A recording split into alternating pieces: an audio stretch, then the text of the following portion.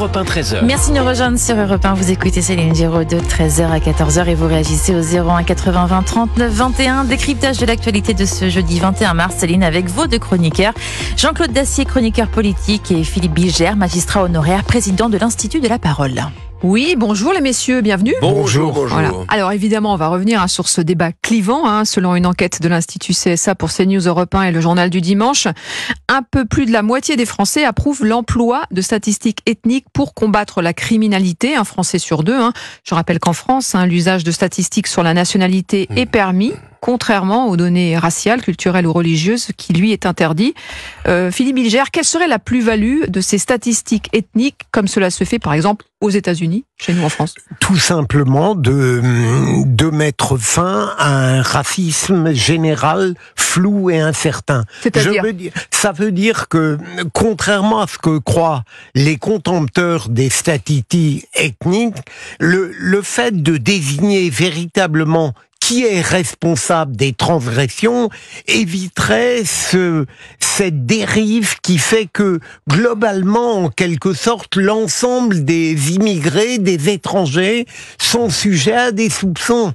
Je crois que c'est le véritable humanisme, me semble-t-il, d'accepter des statistiques qui permettront d'exonérer une immense majorité des suspicions, de perpétrer le pire dans notre pays. Jean-Claude Dacier. Moi, je suis assez d'accord avec ça. Je pense que quand on est responsable, dirigeant dans une nation, dans un État qui connaît un certain nombre de difficultés, je crois que le b.a.-ba commence par mieux connaître le mieux possible l'état dans lequel on est censé avoir des responsabilités et appliquer une politique.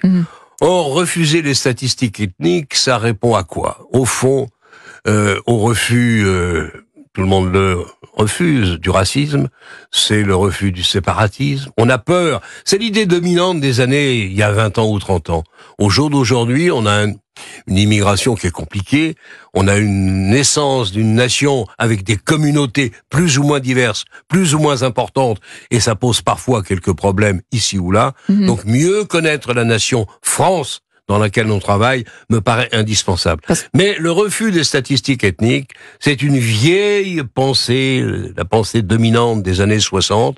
Il faudrait l'oublier et permettre au président et à tous les responsables politiques de savoir à qui ils ont affaire dans ce pays. Vous n'êtes même pas capable de me dire combien, par exemple, il y a de musulmans dans ce pays. 5 millions 6 millions 7 millions. Vous ouvrez la voie à tous les dérapages, à tous les excès. Et puis, il faut connaître mieux qu'on ne le sait aujourd'hui à qui on a affaire, quels sont les croyants, quels sont ceux qui sont moins croyants.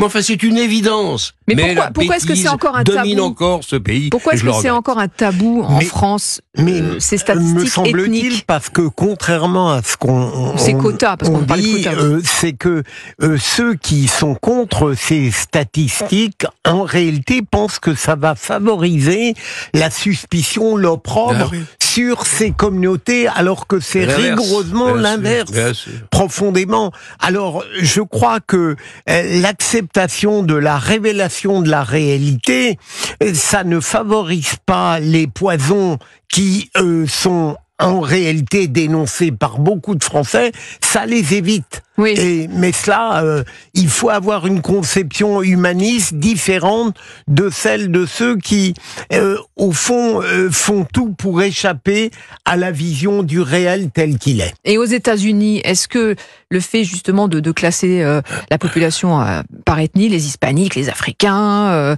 est-ce que ça fonctionne? Est-ce que c'est quota? Est-ce que c'est ce modèle-là qui doit inspirer éventuellement? Alors, ça ne scandaliserait pas si nous identifions l'ensemble des communautés qui enrichissent la France, à condition qu'il y ait un pouvoir présidentiel, et je ne parle pas que d'Emmanuel Macron, qui sache faire le lien. Je veux dire, des communautés qui vivent de manière paisible entre elles, qui parfois ont leurs habitudes, ça n'a rien de scandaleux à partir du moment où elles peuvent se ressourcer autour de principes communs et de valeurs partagées par tous. C'est ça le grand problème aujourd'hui. Mais est-ce que c'est possible de faire sauter ce verrou aujourd'hui en France? Je l'espère. Jean-Claude Dacier. Je pense que ce serait dans l'intérêt de tous ceux qui travaillent dans le sens du mieux-être de ce pays, et Dieu sait qu'il en a besoin. Moi, je veux pas me comparer le pays avec les États-Unis, parce que la fondation, les années qui ont suivi font que ça n'a pas grand-chose à voir.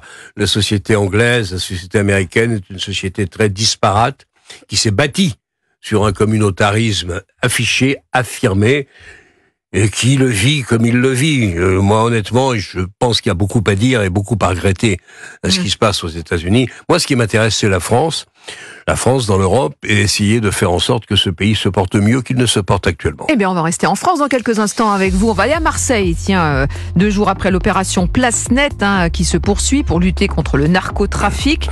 La petite sortie du garde des Sceaux qui tacle, qui remonte les bretelles des magistrats marseillais qui s'étaient offusqués de ce fléau. Eh bien, on va en parler, on va l'entendre, le garde des Sceaux, et je vous fais réagir. À tout de suite sur Europe 1. Vous écoutez Céline Giraud de 13h à 14h sur Europe 1.